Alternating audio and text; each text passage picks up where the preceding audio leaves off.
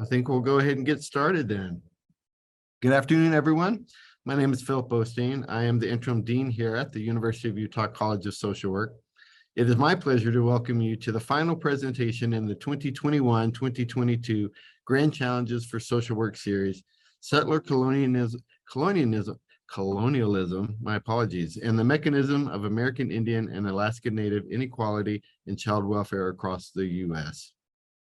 Before we dive into today's event, on behalf of the College of Social Work, I'm proud to recognize the contributions of our American Indian community members by acknowledging that this land, which is named for the Ute tribe, is the traditional and ancestral home of the Shoshone, Paiute, Goshute, and Ute tribes. The University of Utah recognizes and respects the enduring relationship that exists between many Indigenous peoples and their traditional homelands. We respect the sovereign relationships between tribes, states, and the federal government, and we affirm the University of Utah's commitment to a partnership with Native nations and urban Indian communities through research, education, and community outreach activities. As many of you may know, the Grand Challenges for Social Work are a nationwide call to action for social work practitioners in research to accomplish three goals: to harness social work science and knowledge base, to collaborate with individuals, community-based organizations, and professionals from all fields and disciplines, to work together to tackle the prevalent social harms in the U.S. As you will learn from today's presentation, child welfare disparities in American Indian and Alaska Native communities, particularly the separation of Native children from their families, is not just a thing of the past. It continues to be a pressing social challenge facing our nation today, and even here in Utah. We are grateful for our esteemed presenters who will shed light on this important and often overlooked issue in our country. During today's 90-minute event, we will first hear from our presenters, Dr. Theresa Rocha Beardall and Dr. Frank Edwards, on their research in this area. Following the presentation, College of Social Work faculty member, Dr. Dena Ned, will lead a discussion with the presenters. I'm pleased to introduce them now. Dr. Theresa Rocha Beardall is an assistant professor of sociology at the University of Washington. Her scholarship examines how systems of law and agents of the state enact various modes of state violence, specializing in issues of race, policing, and tribal sovereignty. She is currently working on her first book, examining the political economy of policing in race-class subjugated communities, and is exploring how tribal sovereignty can be leveraged to protect Native youth and families in the child welfare system. Dr. Frank Edwards is an assistant professor of criminal justice at Rutgers University, Newark. He uses statistical methods to explore the causes and consequences of the social distribution of state violence. His research has shown that American child protection systems are tightly intertwined with carceral and welfare policy systems, and that race and colonization play a central role in explaining the spatial and social distribution of family separation. Welcome to our guest. The virtual stage is yours. Thank you very much. So just as a quick kind of check-in, Frank is going to operate our slides. So I will talk, he will listen. We are a team effort, and so there may be just kind of 1 second between when I pause and he clicks. So good afternoon, everyone. Again, my name is Theresa Rocha Beardall, and I'm here with my very good friend, Frank Edwards. And we work on a lot of different projects together, both in the realm of formal policing, as we know it, with police who wear uniforms, and also in family policing. And so we just want to start by saying thank you today to Dena and Emily and Dean Osteen, the University of Utah College of Social Work, and all of you on Zoom for having us. We are sociologists by training, and so we're always very interested in the work that you all are doing as social workers, and specifically in this kind of move to push yourselves into a more dynamic and transformative kind of moment, which is what we're trying to do in sociology as well. Okay, so I'm going to start. We don't normally start this way, but given this audience, we're gonna change it up. So before I dive into the nuts and bolts of the talk, I want to start with a story. I'm a lawyer and a sociologist, so it's always a legal story, but I think it applies here perfectly for this audience in particular. And so this story is incredibly important, not just because it involves, Indian child welfare and family separation, but it's utterly important because it's currently cycling its way through the Supreme Court of the United States right now. And it's combining what we understand as sociologists as several grand challenges that the United States continues to face as a result of its historical and ongoing genocide of Indigenous peoples. And this case is Brackeen v. Howland. So in June 2016, a 10-month-old Native boy who is Navajo and Cherokee was taken from his mother because of drug use, and he was placed with a foster couple in Fort Worth, Texas.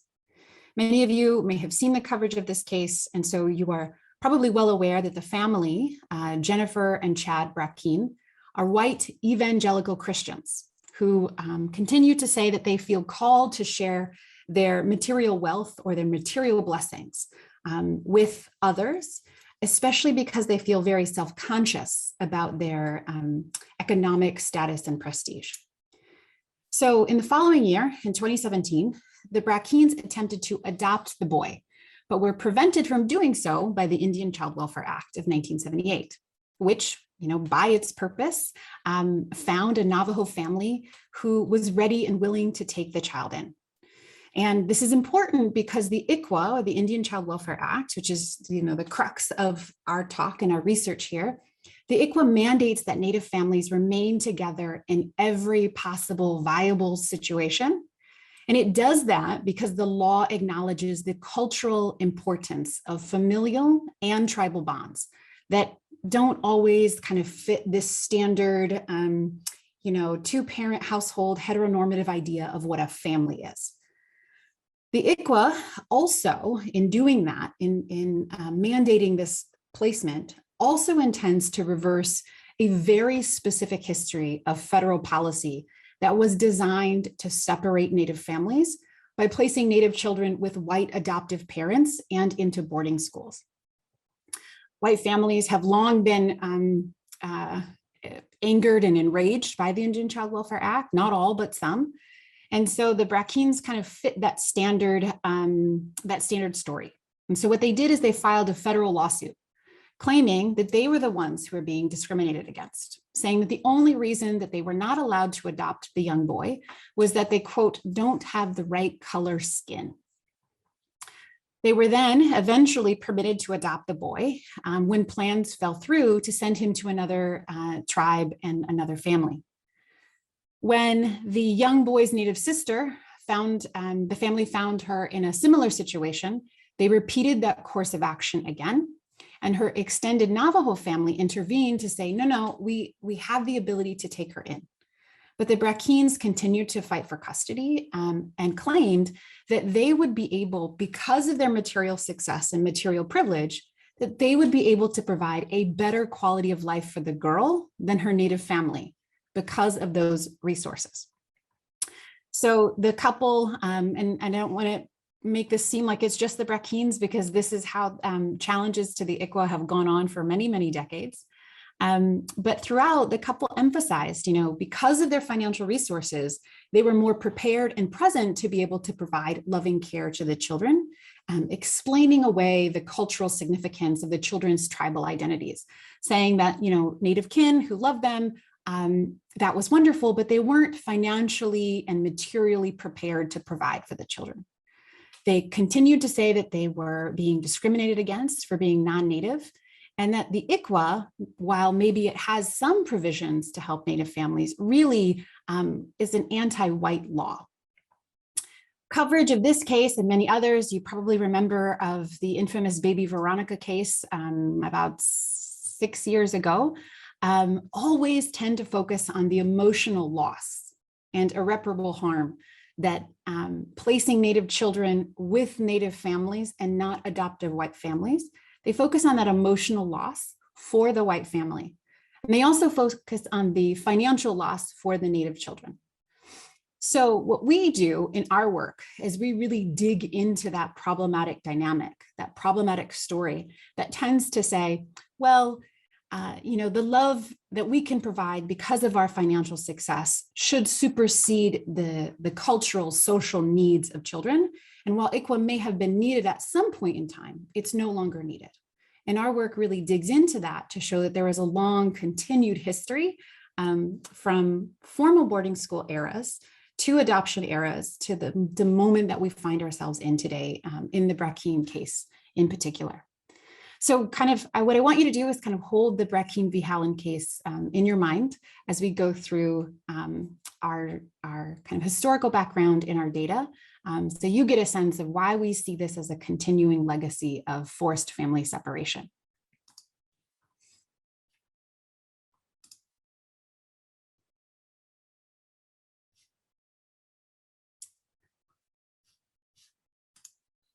Okay, there it is. Sorry, I couldn't see it click through.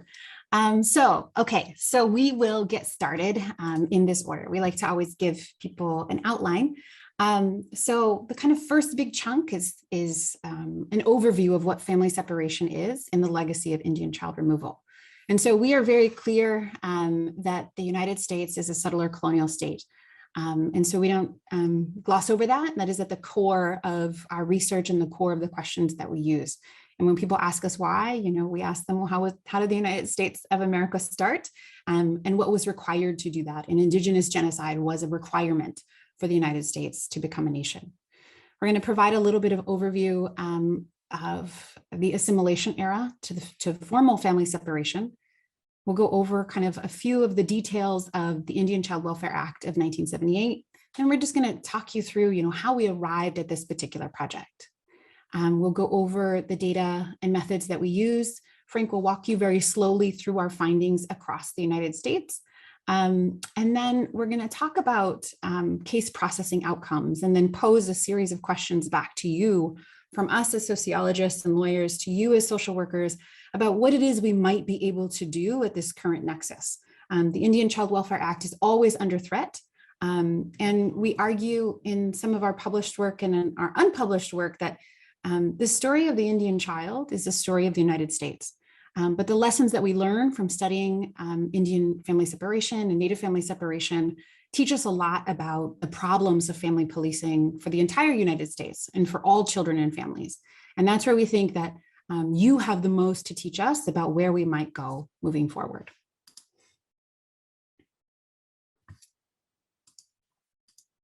So turning now to the formal context of our work, I'd like to open by sharing that national level data today show us that about 12% of Native children can expect to enter foster care at some point before their 18th birthday. And that's compared to about 5% of white children. So 12% Native to 5% white children. And as you all know, this means that Native children and families are overexposed to foster care. But what these data don't show are two really important things that guide our current projects. One is it doesn't show us exactly where and when families are pushed into that system. And two, it doesn't show us the relationship between this contemporary data and the long historical legacy of Native family separation that we are all familiar with. And so we want to begin by digging deeply into this first point in where and when today this is happening, and argue that the US government's longstanding investment in Native family separation can actually be found within the current data on Indian child removal. And it can be found when you are aware of what that historical legacy looks like and how Native family separation through various assimilation and genocidal policies was implemented in the United States in centuries prior. So we'll start with a little bit of a historical overview.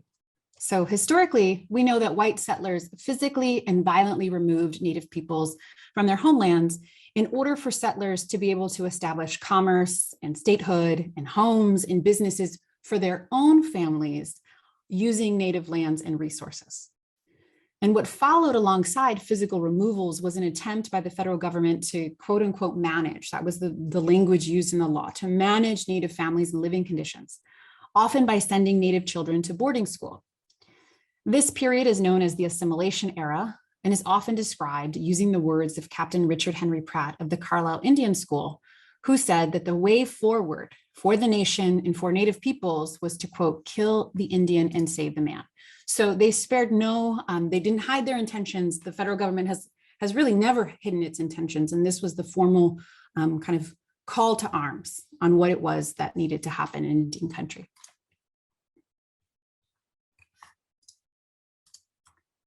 From various tribal members' testimonies, we know that horrific things happened in these boarding schools. We know that children were rarely allowed contact with their family. They were required to cut their hair, to give away and get rid of their cultural regalia. They were not permitted to speak their language, and they couldn't practice any sociocultural or religious customs that they had been raised in. And as time moved forward, we know that the boarding school era, and we can talk about this more in the Q&A, but we know that this boarding school era transitioned into an adoption era. And in 1958, the Bureau of Indian Affairs launched what was called the Indian Adoption Project, which essentially took Native children from their own families and placed them into adoptive homes with white families.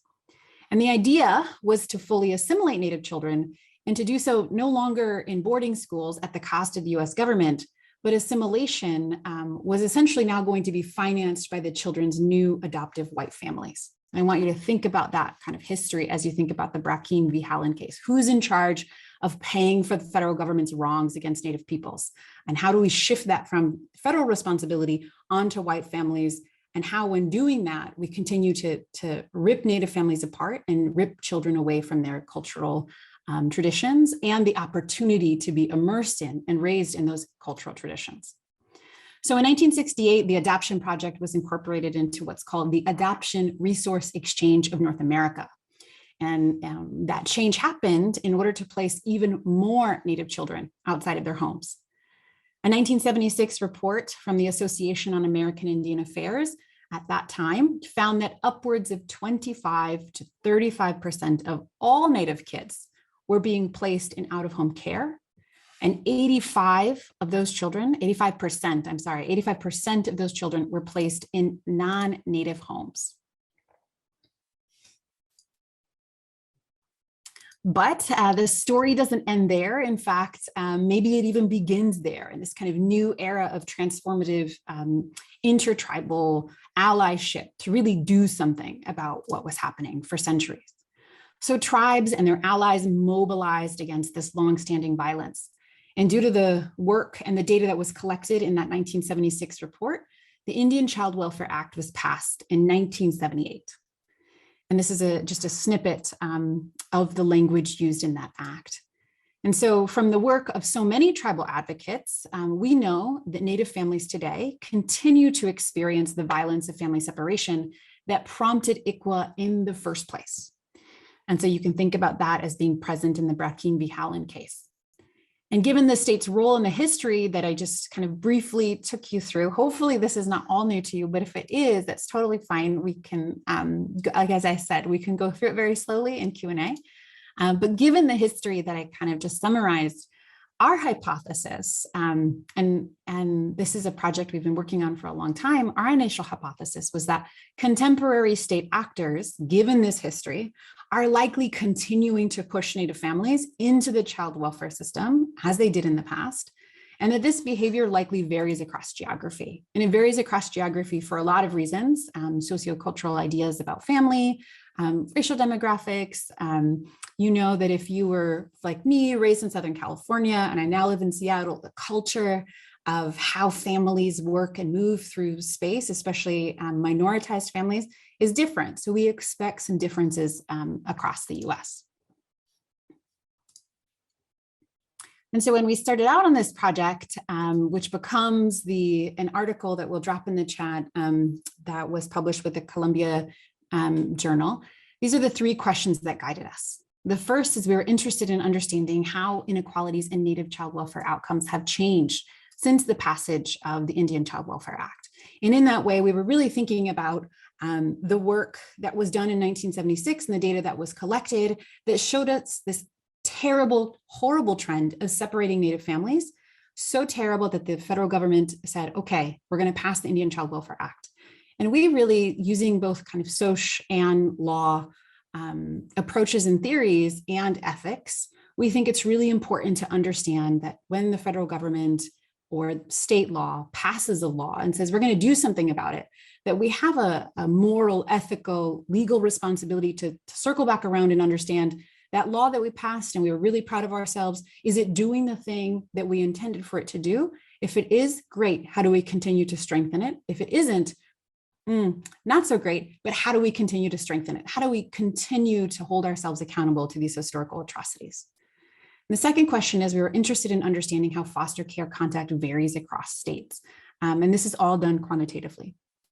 The third is we were interested in understanding how the surveillance of Native children and families are varying across states. And in that case, we're trying to understand who's doing the reporting.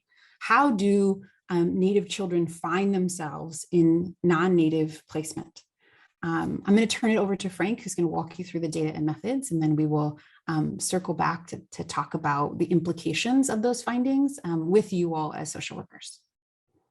Thank you very much, Teresa. And yeah, I'll dive right in. And feel free to, as we talk through sometimes technical details of the data analysis, please do feel free to use the Q&A to ask clarifying questions about any of the methods or data that we're presenting here.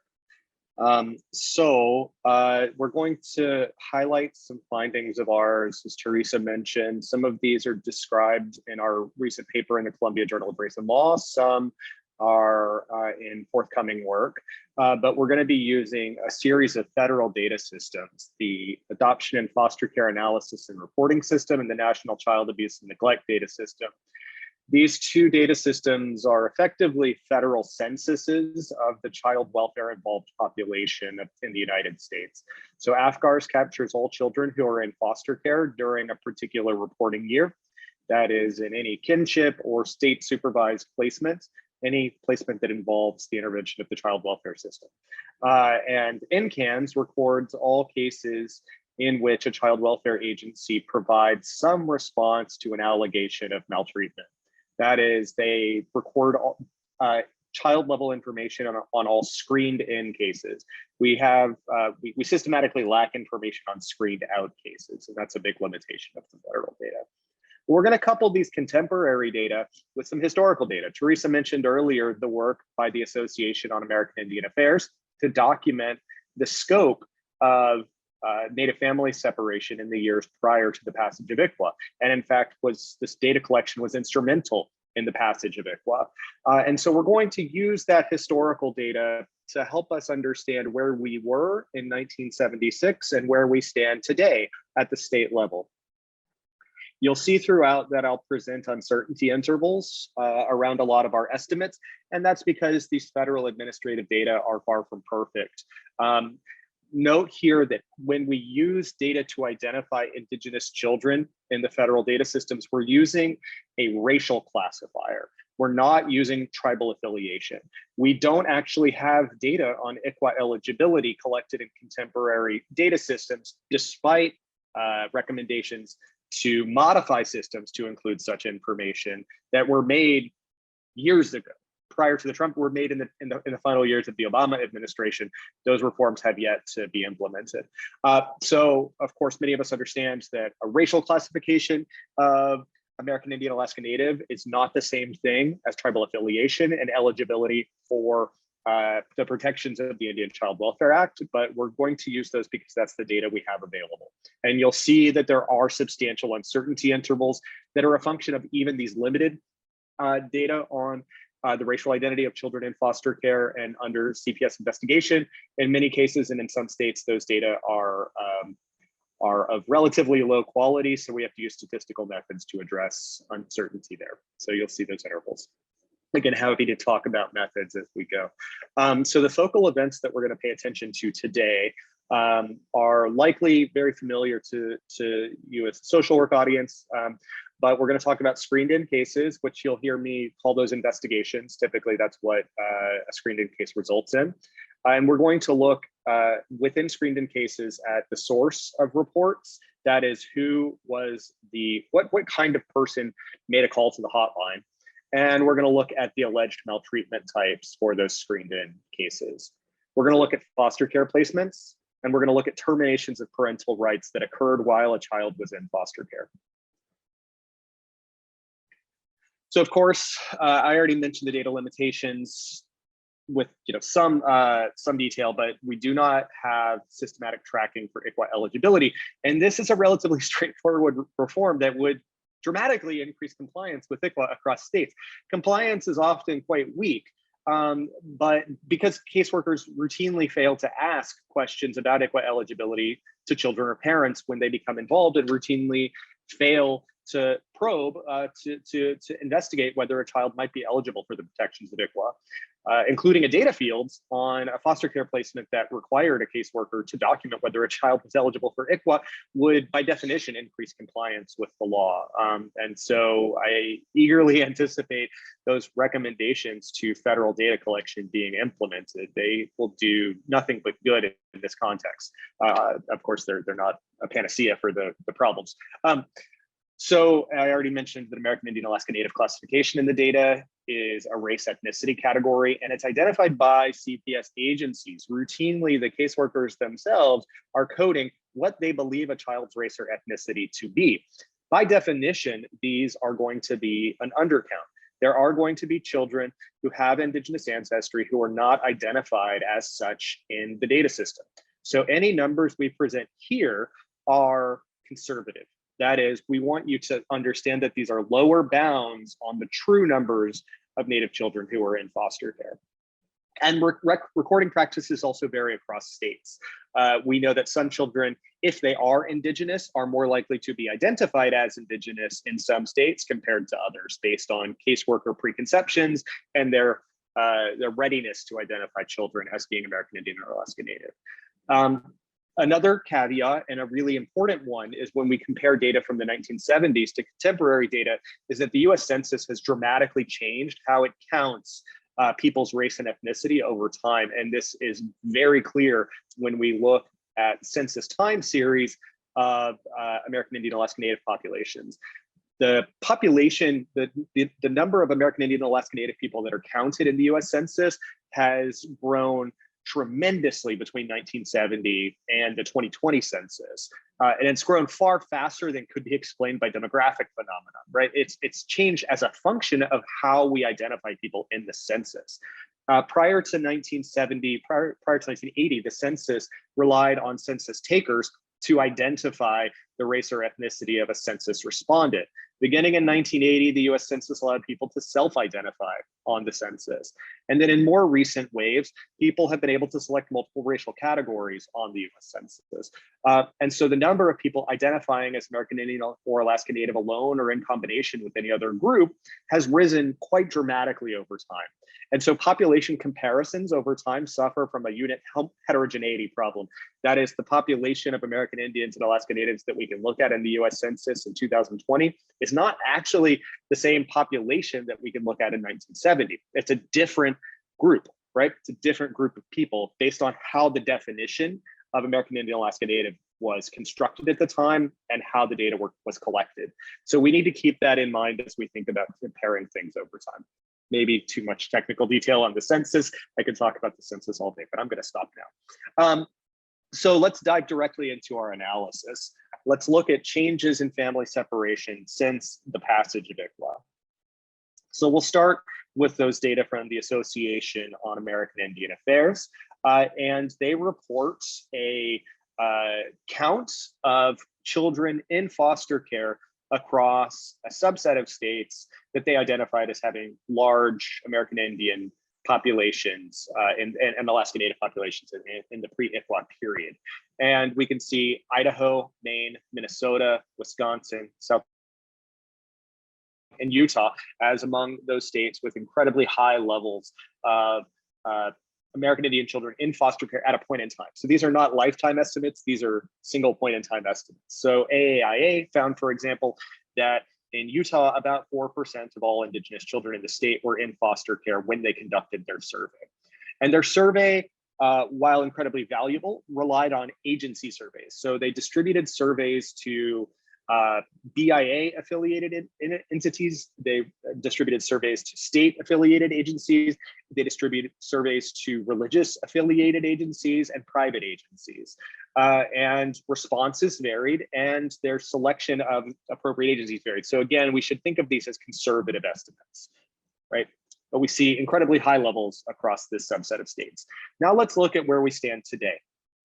And again, with the caveat that our census denominators are a bit of a challenge in making this comparison directly. But when we look at the proportion of children who are in foster care or adopted, I'm sorry, this is still AAIA data on foster care plus adoption. So you can see that when we lack adoption data for some states like Idaho and Maine, but you can see when we add the population of children who are in adoption in, for example, a state like Minnesota, here we get to about 18% of the native child population was in a foster or adoptive home when AAIA conducted its survey. Now, let's compare that to our contemporary numbers. Sorry, I need to move my video so I can see my x-axis here.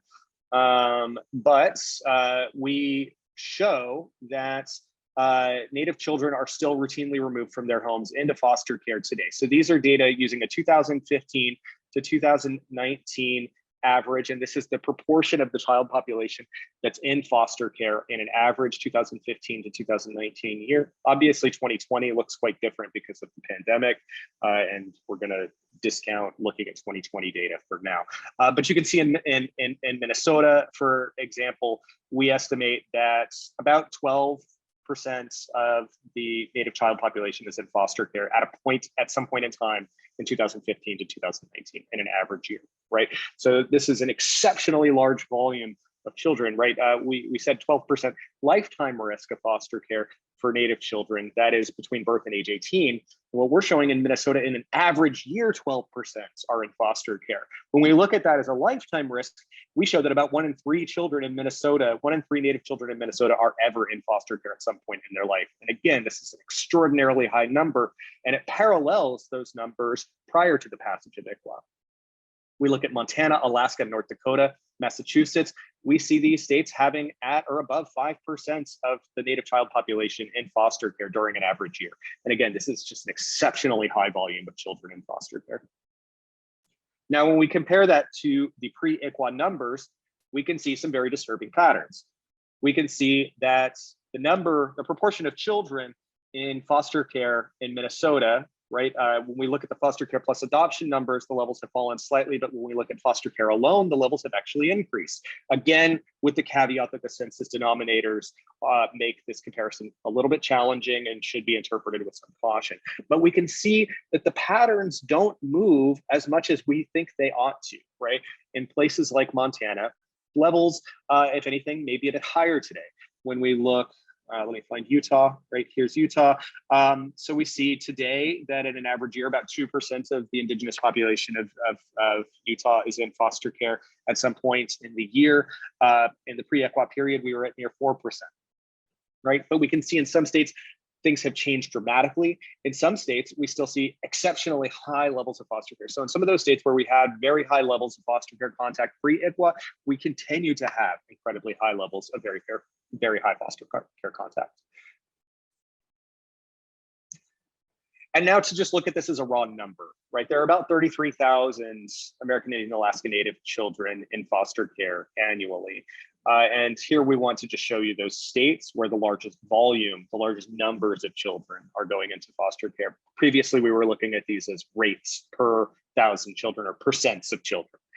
So in Minnesota, in California, and in Oklahoma, we see the highest volume of Native children in foster care. Now we compare those directly to the counts. And so this comparison to contemporary numbers of Native children in foster care compares us to the AAIA as a number, so we can kind of avoid those caveats with the census here. We can just look at how many kids are we talking about.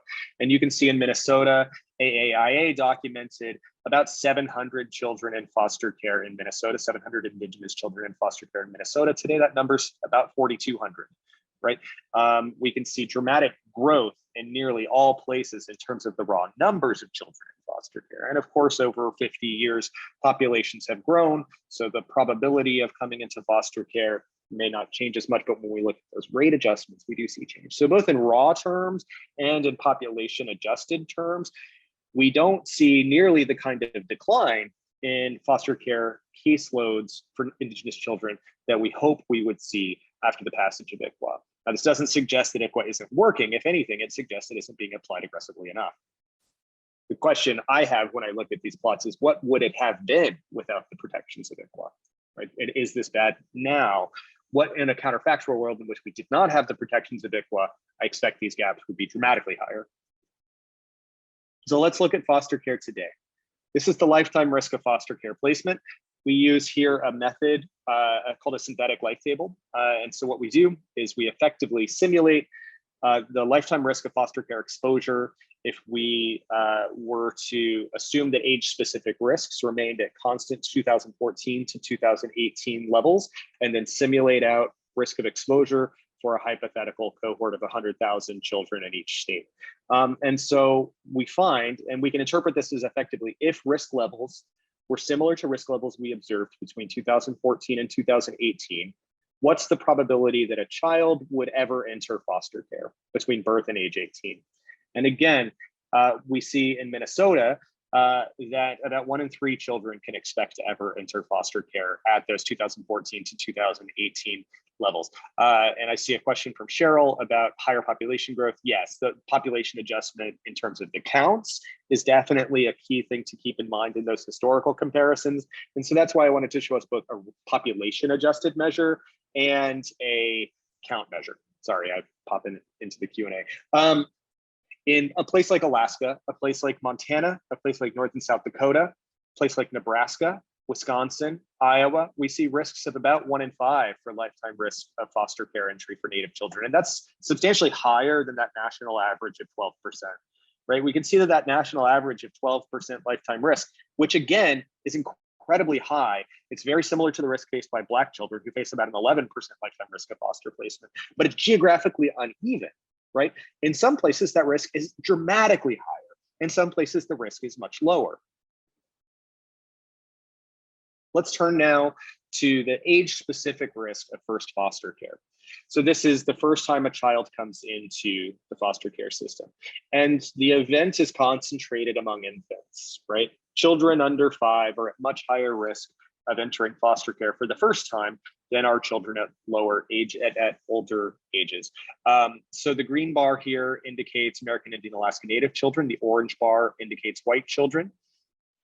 And we can see that about 2% annually of, so the axis here is on the probability scale, which ranges from 0 to 1. So we could move this decimal over 2 places and interpret that as 2%.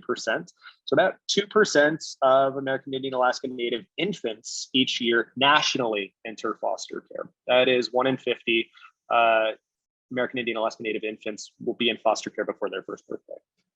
Nationally. But again, like when we looked at the cumulative prevalence, this is going to vary tremendously across places.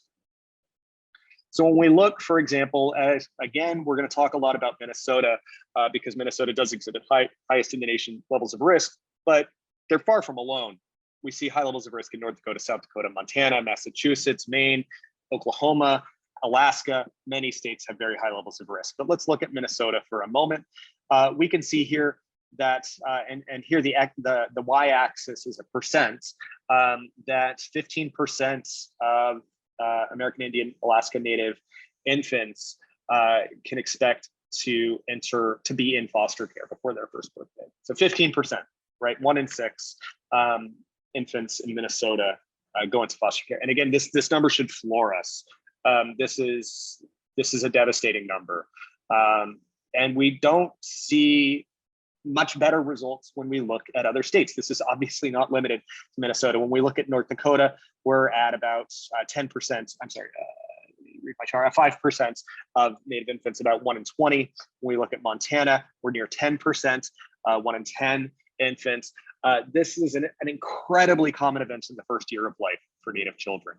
And risks remain stable over time for a lot of these kids, where we see a decline nationally in exposure. In a place like Minnesota, risks remain high throughout the life course of entering foster care. There's no point during the course of a Native child's life in Minnesota, where fewer than 10% of Native children are in foster care at any age at those 2014 to 2018 risk levels. Incredibly high, incredibly common.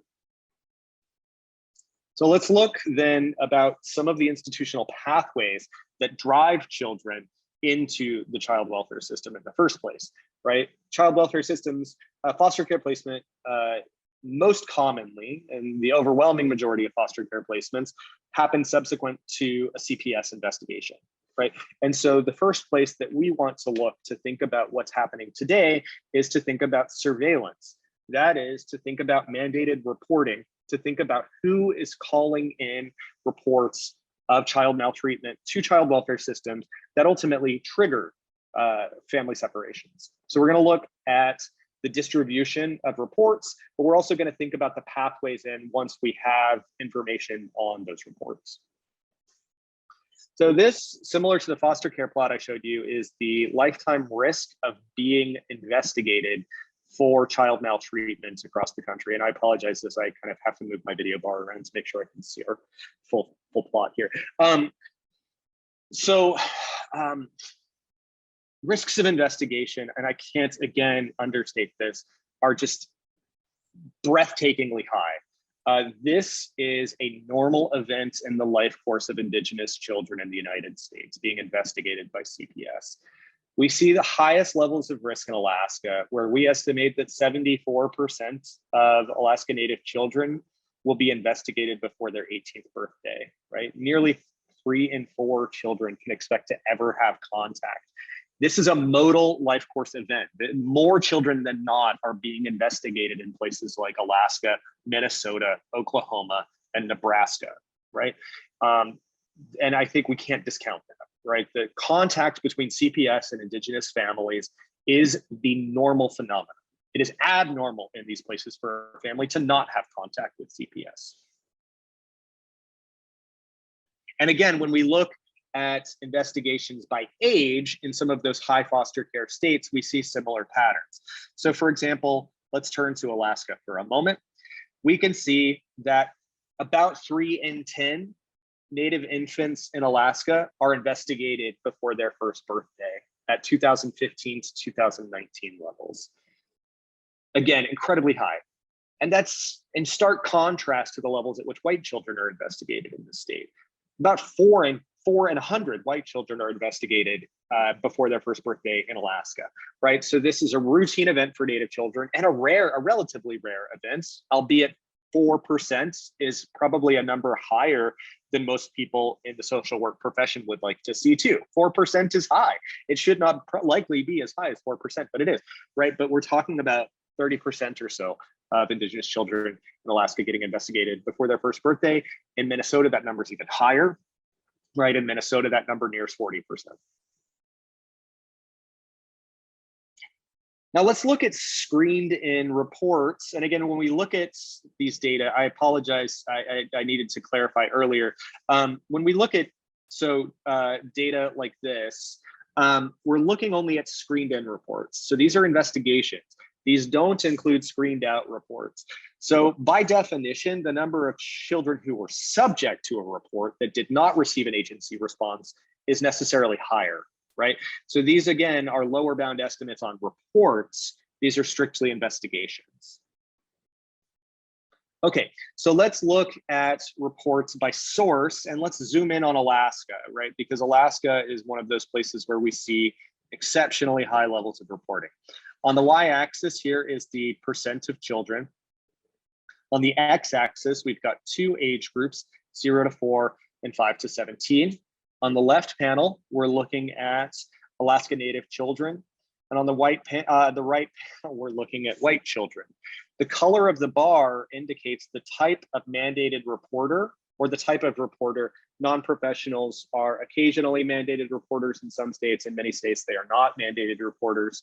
But we want to break that down by age and report type. And again, the bars here indicate our uncertainty that's driven by missing data. So what can we see? We can see that for infants and young children, that is the preschool ages, medical professionals and law enforcement are driving the professional the bulk of professional reporting of Indigenous children in Alaska.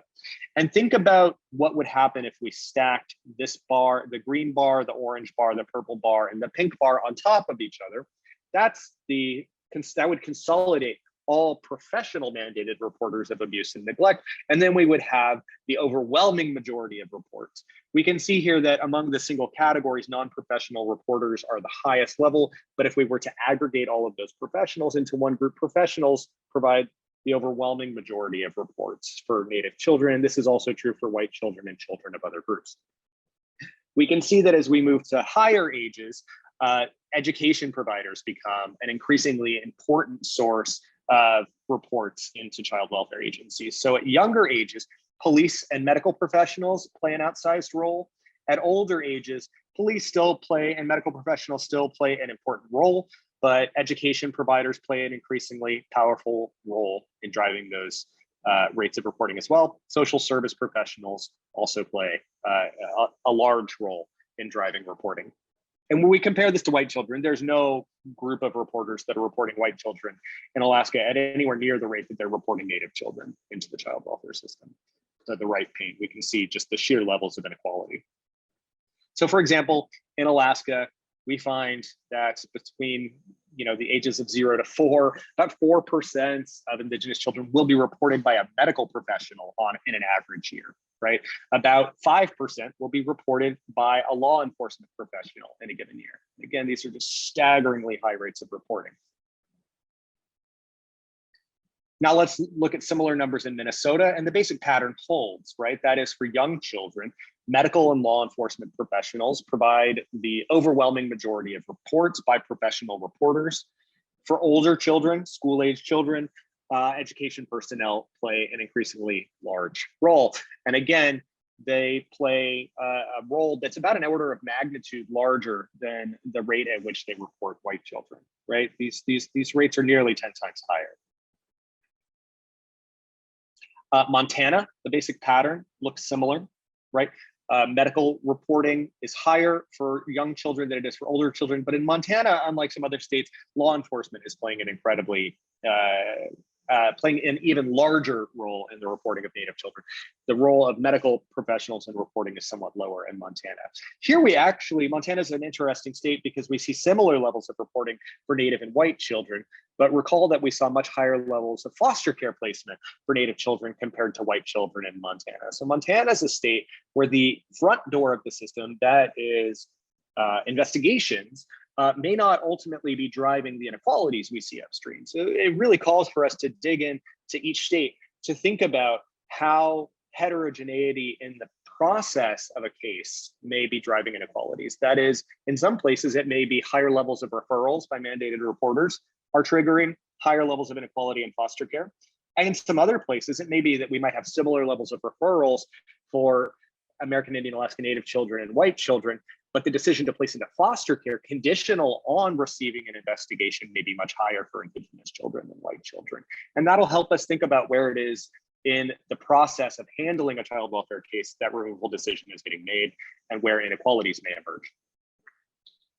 And lastly, I want to look at the source of the report conditional by the alleged maltreatment type. And I'm sure we're all familiar with the fact that nationally 60 to 70% of screened in maltreatment cases center on allegations of neglect. And that's no different when we zoom in on American Indians and Alaska Natives. And in fact, the pattern's a bit more pronounced. So for all kinds of reporters, we see neglect as the most common primary allegation of maltreatments in reports for Native children. The same is true for white children. Neglect is by far the most common primary type of alleged maltreatment across reporter types and across racial and ethnic groups. Here in Minnesota, we see that 14.2% of American Indian and Alaska Native children annually are subject to a neglect report, and that's 68% of all reports of Native children in the state. 68% of those center on a neglect allegation. In Montana, 92% of reports center on a neglect allegation, and 14% of American Indian Alaska Native children in the state of Montana annually are subject to a neglect investigation. So let's turn from looking at these rates to think about these in terms of disproportionality and other measures of inequality that we may be used to seeing. I apologize. I see a question from Chris Sharp in the Q&A about denominators. I'll circle back to that when we get to the end, but I'll because it's a bit of a technical one and I've already moved past it. So I apologize, Chris. I'll come back to that. But let's look at inequality. So here we're going to look at rate ratios. So these are the per capita rates of exposure to the child welfare events for American Indian Alaska Native children divided by the white rate, right? So this is what we would commonly call a measure of disproportionality, right? How much more likely are Native children to experience the events than are white children? And we can see that in many states, Native children are more than 4 times as likely as white children to experience foster care in this bottom left pane. For investigation, we lack data in some states. You'll see Georgia zeroed out here. But in those high volume states, places like Utah, we do see levels of inequality, but it's these states in the upper Midwest where we see incredibly high levels of inequality in investigation, substantiation, foster care, and the termination of parental rights. Again, in each of those states, foster care and TPR, we see levels of inequality that are more than 4 times as high as the rates for white children. I mentioned earlier in Minnesota, the levels of inequality in North South Dakota and Minnesota are at or above 10 times the levels of exposure for white children. So the scale here is a bit truncated because we go non-linear in some of these states quite quickly. Levels are just extraordinarily high in Minnesota and the Dakotas and Alaska. So to kind of work us through a quick summary of the findings that we've presented here today, there's a 12% national lifetime risk for foster care for American Indian Alaska Native children. In Alaska, there's a 23% lifetime risk of ever being in foster care. 7% of 1-year-olds are in foster care in a given year. In Minnesota, we have a 44% lifetime risk. We estimate a 44% lifetime risk of ever being in foster care for Native children, and 16% of 1-year-olds are in foster care at some point. In Montana, we estimate a 28% lifetime risk and 11% of 1-year-olds ever being in foster care. But of course, foster care rates are also incredibly high in many other states.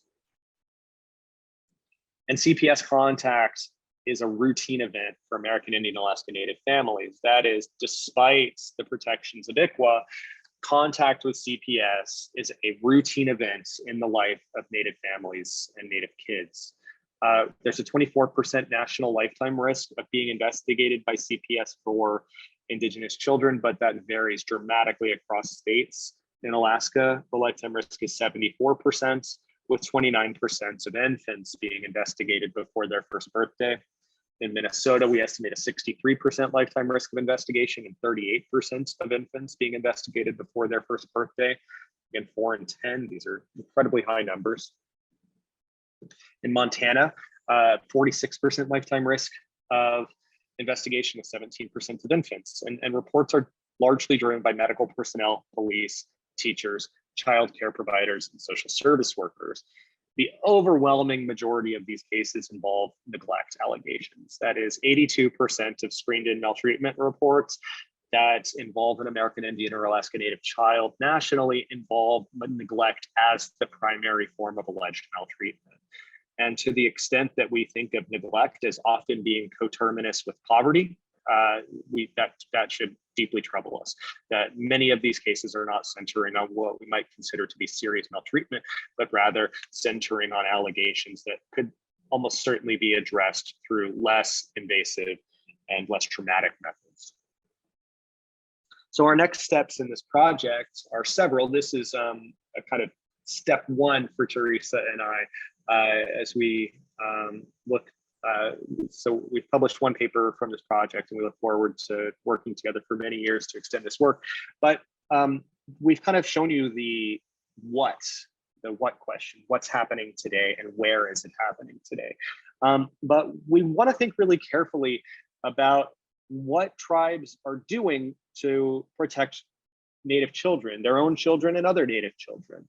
And we suggest, right, that tribes are already doing a tremendous amount of work to keep kids out of the child welfare system in general. And because tribes have sovereign authority, because tribes have rights to self-governance, because tribes exert their authority through family programming, but also other kinds of programming, we argue that the relative power and resources of tribes has a direct relationship to the overexposure of children to the foster care system. And put a slightly different way, that is efforts by federal, state, and local governments to restrict tribal sovereignty, to restrict the power and authority of tribes to take care of their children. They increase the exposure of Native children to the child welfare system. So in ongoing work, Teresa and I are looking at exploring in much more detail how tribes work to keep children out of the child welfare system, and to think about how and why variation in the relative political power and economic power of tribes is related to the systematic overexposure of Native children to foster care. And we're also interested in thinking about the correlations between CPS contact and contact with other forms of state violence. When we look at the place level, those states with high levels of Native children in foster care are also the states where Native people are most likely to be killed by police. They're also the states where Native people are most likely to be incarcerated. And we think a framework of thinking about these interlinked phenomena as examples of settler colonial state violence is the way that we ought to be conceptualizing broadly the various ways that federal, state, and local US governments, settler colonial governments, intrude and conduct violence in Native communities. So I want to close, and I know Teresa does as well, by thinking about some challenges for social work in this moment, right? So our work has we believe pretty clearly shown, and others have been making the argument for a long time, scholars in the social sciences and social work, Indigenous communities, and many other people have noted for a long time that the crisis of Indian family separation is far from over. So one question I want to raise to you all is how is contemporary social work, scholarship, and practice implicated in this ongoing crisis? That is, how do our current systems and structures create the problems that we're confronting today? What role do they have in continuing these problems? But I think it's also important for us to see this moment as an opportunity, right? We began by discussing the Brackeen case and the existential threat faced that the Indian Child Welfare Act is facing right now.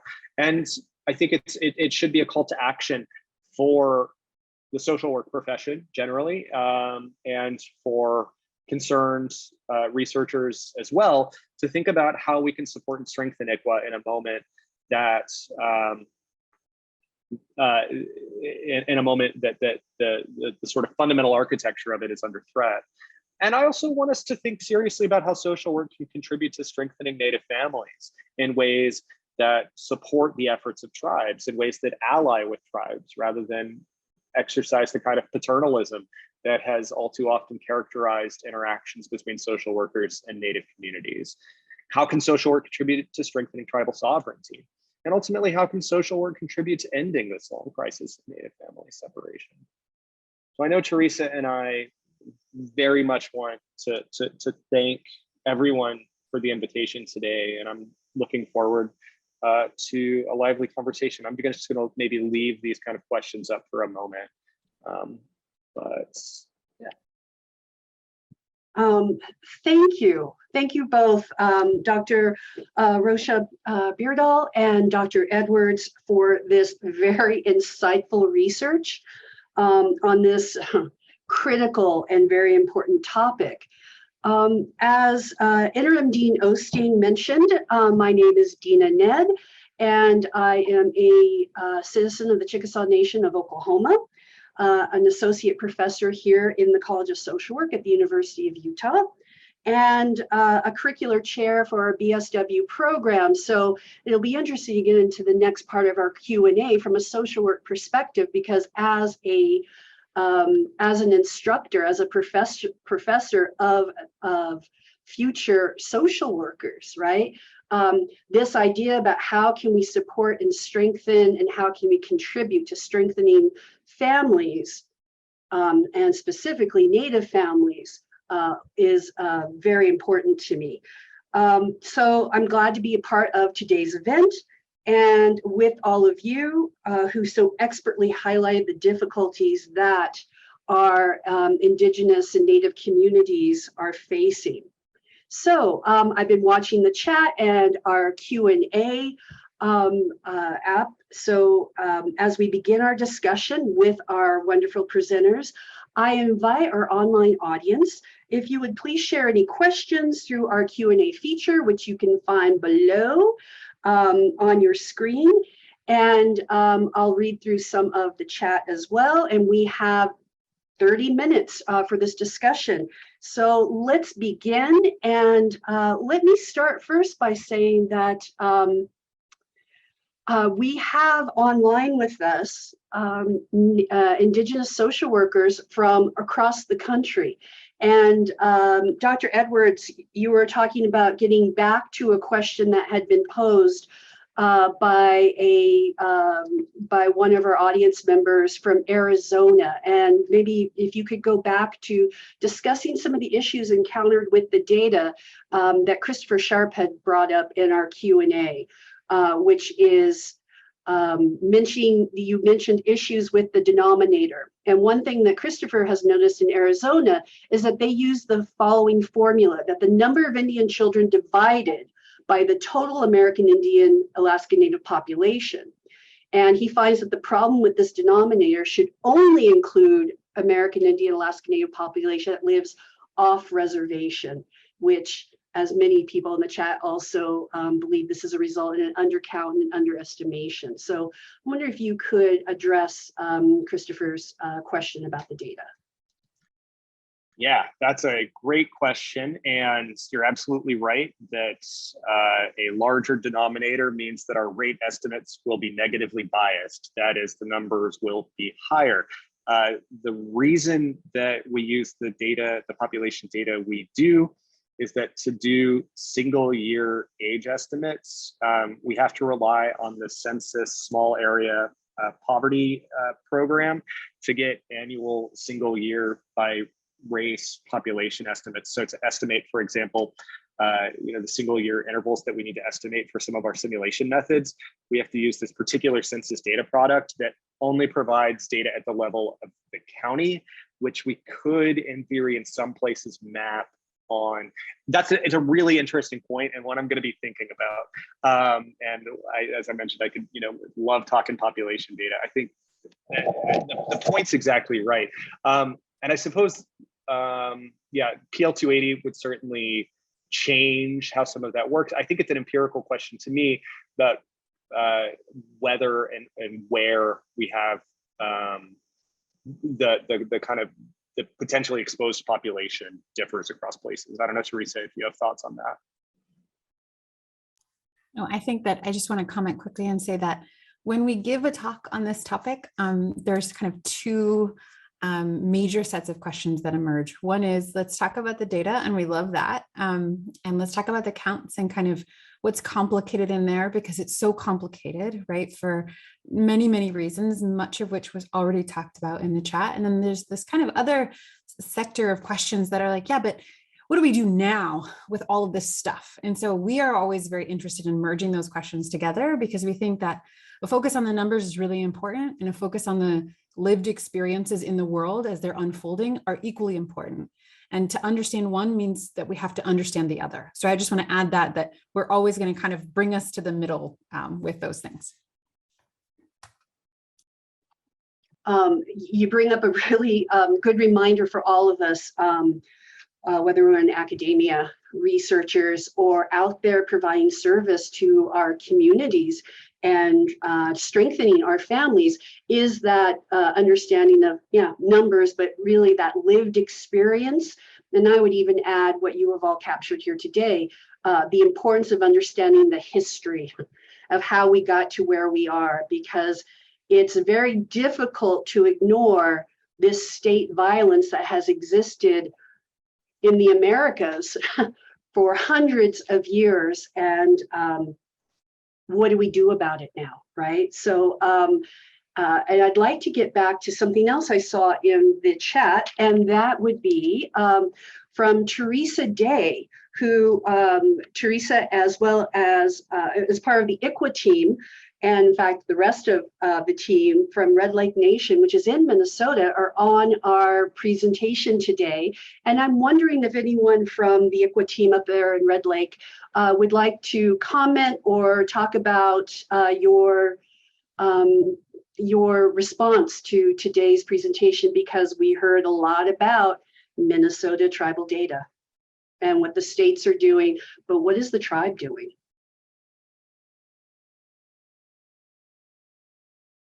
I don't mean to put you on the spot. I know you have shared information as well that I'll put back into the chat about a little bit about what Red Lake Nation is doing, both on the homeland where you have exclusive jurisdiction, as well as with Iqla off the reservation. I'm just wondering if anyone from the team might like to comment.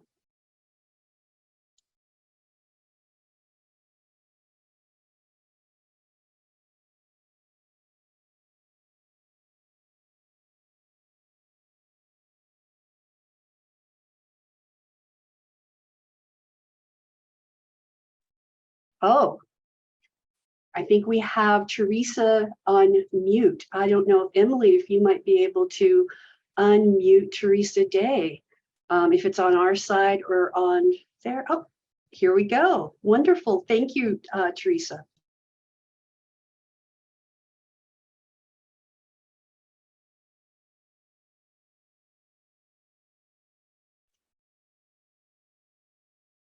Well, I see your picture. I don't hear anything yet, but I'm sure it will come in just a few minutes, because if we've learned anything from Zoom and technology, it takes a little bit of time. Something else while I wait on, oh, I see Teresa, your mic is off again. Maybe try unmuting and see if that will. I think it's not working. Oh, did it work? You're on, yes, Yeah. thank you. I was actually just unmuting to see if anybody else from my team wanted to speak, because I know they are all on here, and we are all, I think we're overwhelmed by seeing those numbers. Like, we know those numbers, but it is overwhelming, and it is exhausting, and it is heavy and hurtful, right? It is to see all those in one place. But my team is on here. Selena Garza just said in the chat that she would unmute. So just put in the chat, you guys, if any of you want to unmute, but I really would like to kick it to them to share, because there is a lot happening here that tribes are doing to respond to this. But yeah, that's just a kind of our first response, is that is, that's hard to see, but even though we know it, So thank you for giving us the chance to talk, and thank you so much for letting us be on here today. Of course, and I see Selena's with us now. Can you guys hear me? I think an important part that we're trying to do is pushing back on, so not allowing TPRs unless they're like in cases of egregious harm or like sexual abuse, things like that. And really pushing for preventative work, like creative family arrangements, and things like that. We do all of our staffing for out of home placement to decide whether or not to give that QEW as a entire team. And everybody has to be in unanimous agreement in order to do so. And I think that's really, really important, because everyone from our team comes from a very different background, and having all of those thoughts and all of those questions that we can all bring together. And so we kind of think of Well, we try to think of everything before we were to give that go ahead, which I feel like is helpful.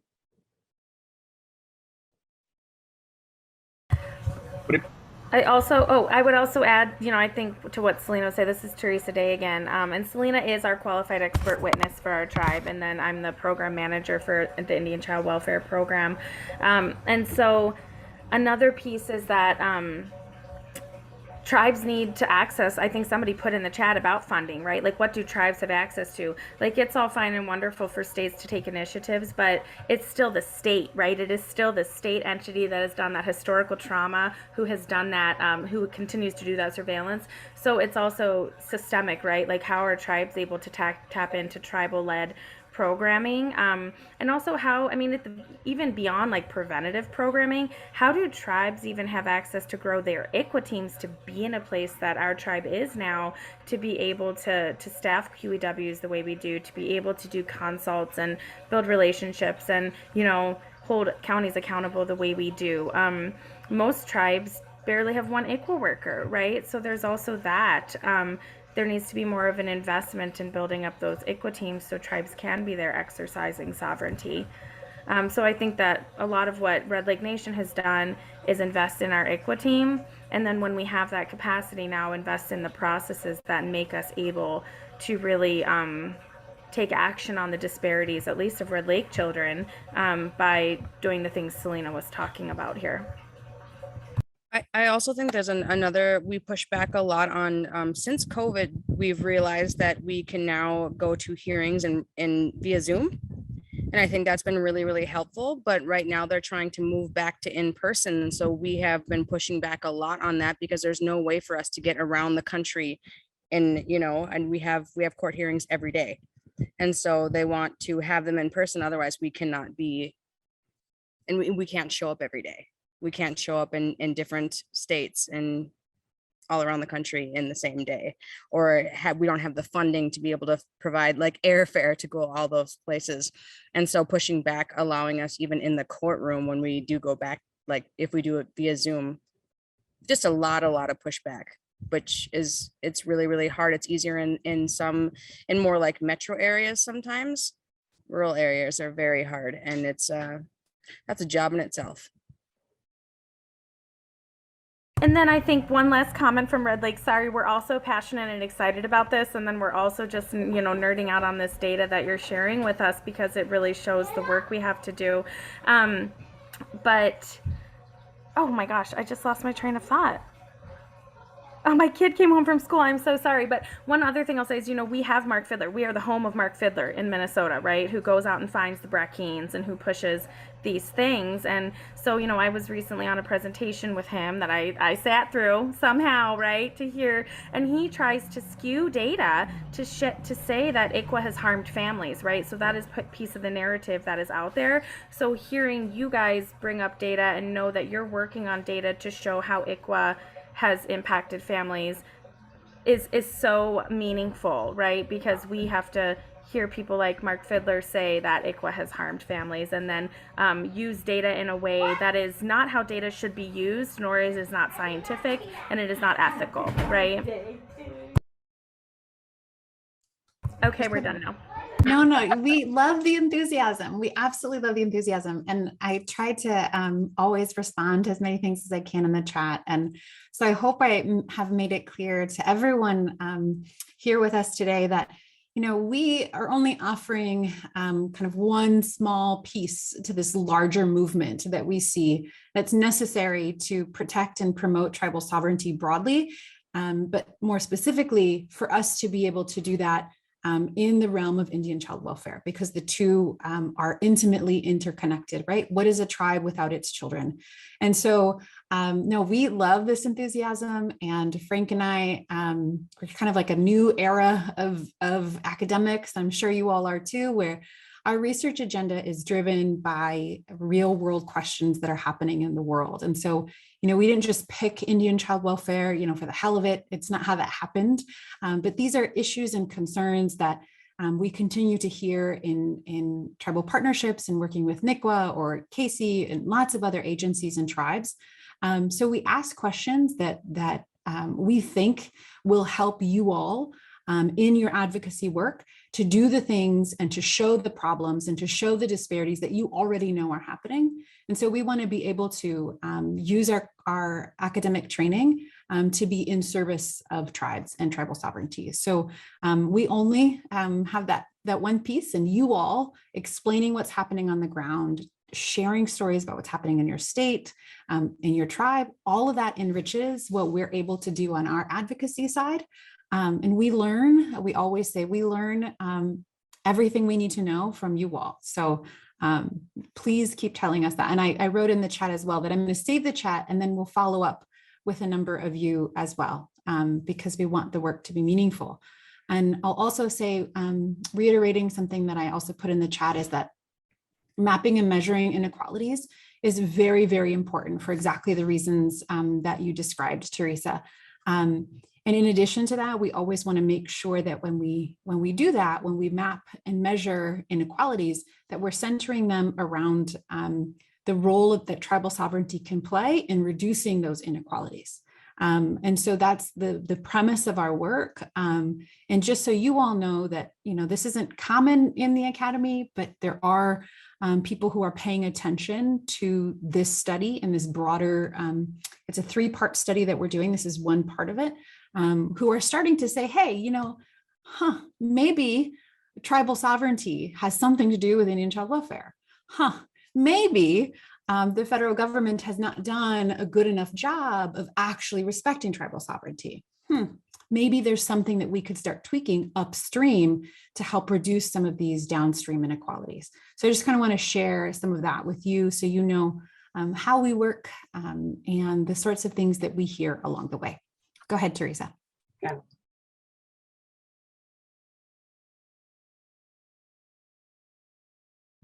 Oh, Teresa, you had your hand up. You had a comment, I believe. Nope, that wasn't a mistake. I didn't mean to press the button. I was looking at the chat. Well, and I want to flip back just a second, because Teresa, I think it's true that within kind of mainstream social work or sociology, there is this kind of exciting new movement, but it's not actually new, right? That folks at AAIA, went out, like Bert Hirsch and others, went out and collected that data, and folks used social science methodologies, right, to build the case for Iqla, right? Tribes and lawyers and advocates use those tools to build it in the same way that folks like W.E.B. Du Bois used the tools of social science to build the case for racial justice at the turn of the century. And I think, there are these traditions, they've been suppressed, right, in the field, and they've been held down for a long time. But there are certainly these traditions in the history of Indian child welfare and in the history of kind of movements for justice and decolonization more generally. And we think, and sorry, we could talk about this forever, but Frank and I think that, really holding ourselves, all of us, to account for the history of the nation, how we arrived here, asking that question, who are we and how did we get here? And who might have been harmed along the way is integral to doing good social science. So just measuring inequality without its historical social context and without acknowledging the violence of settler colonialism is arguably, I would say, unethical. And so we can't just take an inequality out of a longer trajectory of violence and pretend the rest didn't happen. And so we don't, me personally, and I know that Frank thinks this as well, we don't think that there's anything radical about doing that. We think that that's morally and ethically our responsibility to contextualize how the history of the nation and its ongoing use of law to promote Native family separation has to be accounted for when we're looking at contemporary inequalities. And so you all do a really important job in this larger movement. And so we were really excited when Dena said, do you want to come talk with, social workers? And we were like, heck yeah, that would be really great, because we see really important kind of strategizing that we could do together to help tribes and families find the stability and well-being that they deserve, and that has long been denied to them intentionally by the law. And I'll stop now. Oh, if I- no, don't stop. Keep coming. Yeah, Frank. Well, so this is kind of a question that Teresa and Selena's comments got me thinking about, and one that our research. So Teresa mentioned we're doing an ongoing series of focus groups with folks who are doing on the ground work in Indian child welfare. Obviously the question of travel for hearings has just been such, it's so clear, that the fiscal burden faced by tribes in terms of actually making Iqla work, right? It's just such a tremendous barrier. But I have a question that I kind of was thinking in the back of my head when we think about the role of social work as a field in understanding the contemporary crisis and what comes next, right? And I'm curious, programs like 4E tribal programs, the various kinds of the ways that I think, within the context, so Iqla, and this is a point that Teresa and I raised in our Columbia Journal of Race and Law paper, but within the Iqla sort of confines its logic to the child welfare system as it exists, right? In a context in which systems conduct investigations, make removal decisions, right? And then we have a question then of the adjudication of the case and who has jurisdiction over the case and who has placement preferences. But I guess I'm curious, the extent to which we think that the kind of architecture of how social work thinks about what child welfare is, right, and what child protection is, and the kinds of federal and state policy contexts that we're working in, how those may limit our kind of imagination, and how decolonial efforts by tribes to build alternative kinds of programs, like the kinds of things that we were talking about in Red Lake, the kinds of things that Tulalip is doing, all kinds of tribes are working on really exciting programs that question the foundational logic of the way that the US organizes child welfare. And I'm curious how we think about social work in that context. Well, in my personal opinion, it's always been a conflict within the profession, as well as in our curriculum that leads to the profession and our code of ethics, which is, social workers are either agents of change or agents of social control. And that's much of what your research is talking about, this social control around policy and federal Indian policy, and taking that step back to, settler colonialism, right? This system was created specifically to have this type of outcome, not only for Indigenous folks, but you also mentioned for Black or Latinx populations as well. Right? So it's almost like this mutually conflicting, how do we change the organizations and the agencies that are perpetuating this type of state violence when our curriculum and our code of ethics is about a strengths perspective versus these systems that are very much a deficit approach model, right? Of that continuation of assimilation of you belong in our societies and our communities if you raise your children or provide for your families in the way that is comfortable for the community in which you exist. That's just my 2 cents. I open it up to comments in the chat as well along the question that you're asking us from a social work perspective.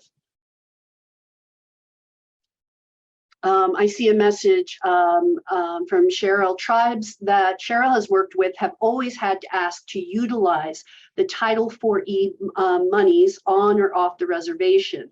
And for those on today's presentation, Title 4E in essence is federal dollars administered from the Social Security Act in order to train child welfare workers, right? And so tribes are now beginning to have access, instead of a pass-through through states, tribes are now applying for those Title 4E monies directly to provide. And Cheryl is talking about that.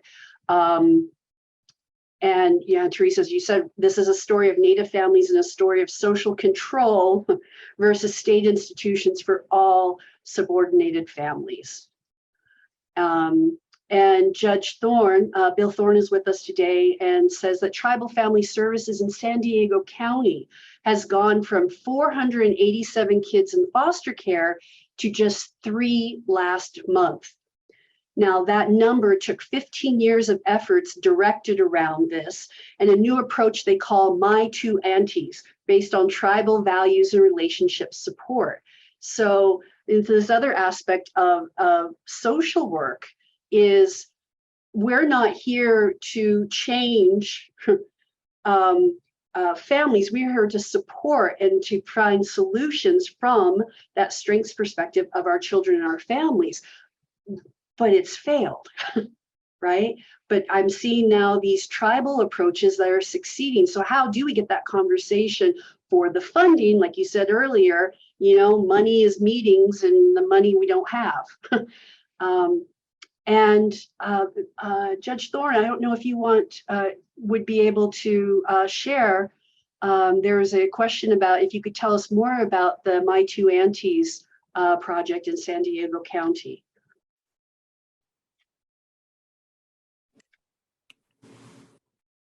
We just published a new journal article about that. But the nice thing is it's a collaboration between the county and the tribal social services, where the county actually funds the tribal program to do the work the tribal program wants to do, as opposed to simply having tribal people do the same thing the county does. So it's based on relationships such that they never give up on somebody. Even after termination of parental rights, they continue working with the person, because kids come home and they need to come home to a healthy extended family. And now people who've been through the system are bringing their relatives in, saying, before it's a crisis, talk to tribal family services. Let's fix this before the county gets involved and kids get yanked. But if somebody will email me, I'll be happy to send them a copy of that journal article as a place to start. Thank you, Judge Thorne. I will share your email, if you don't mind, in the chat to Sure. all of our attendees. Wonderful. And looking at the time, like you both had mentioned earlier, we could go on and on about this topic, right? I think we've really have fired up many of our people here today. And I see a question in our Q&A that kind of brings us full circle back to your opening slide about Brackeen versus Holland. And this question comes from one of our audience members on, do you have any sense of how the Supreme Court might rule on Brackeen, and how might the new ruling impact Iqla?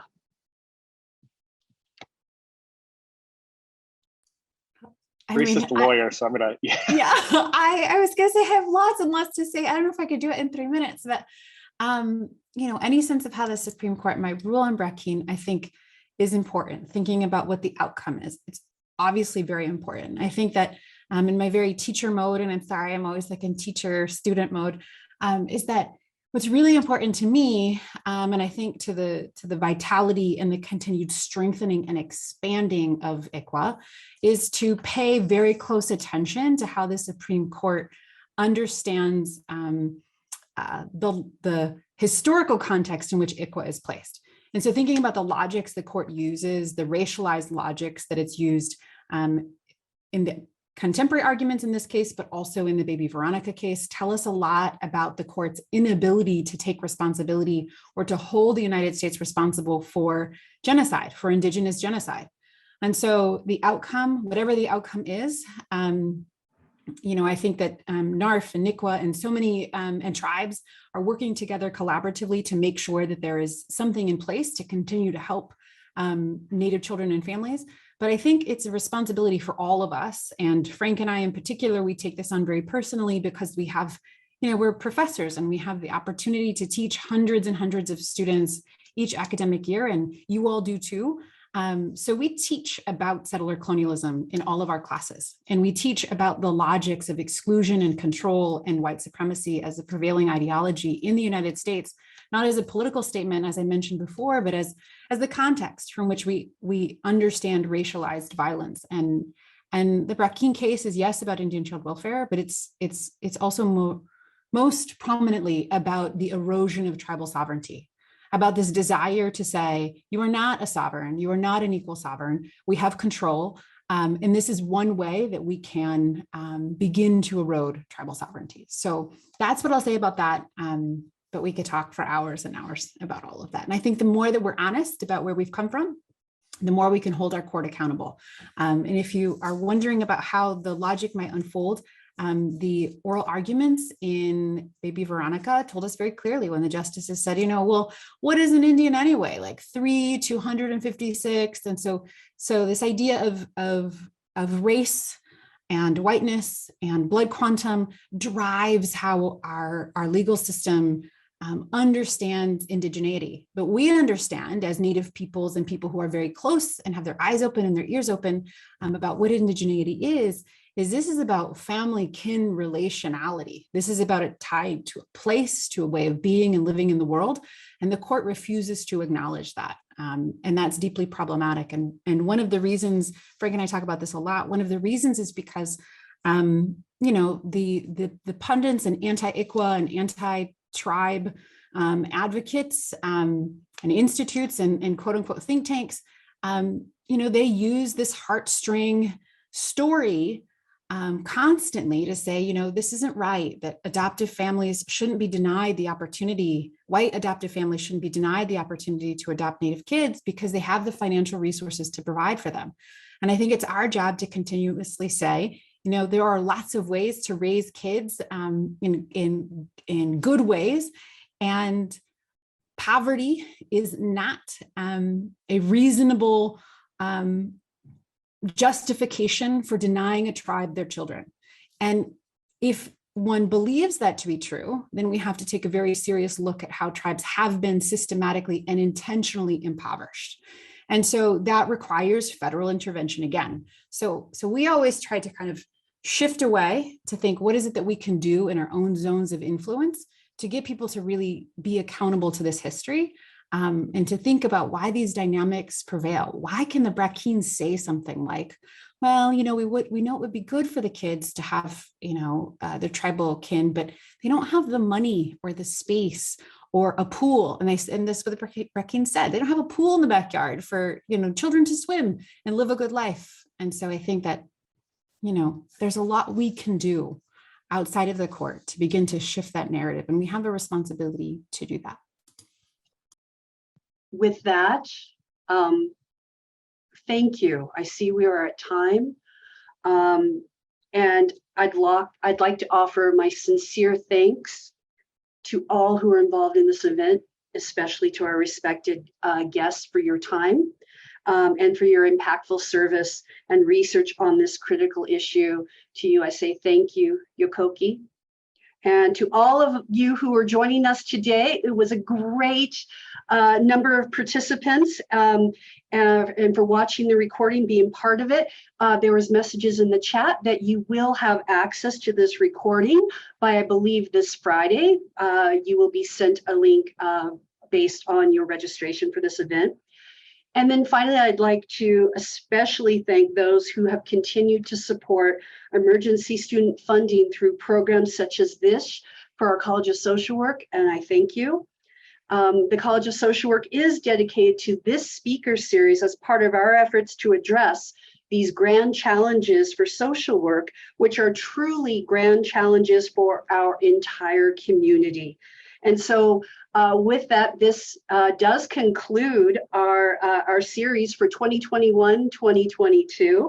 And we hope you'll join us again next year in the academic year as we delve into many more evidence-based research presentations such as this one that are addressing major challenges for our society. And please visit our college's events page for recordings, CEU quiz links, and information on all of our upcoming and past events.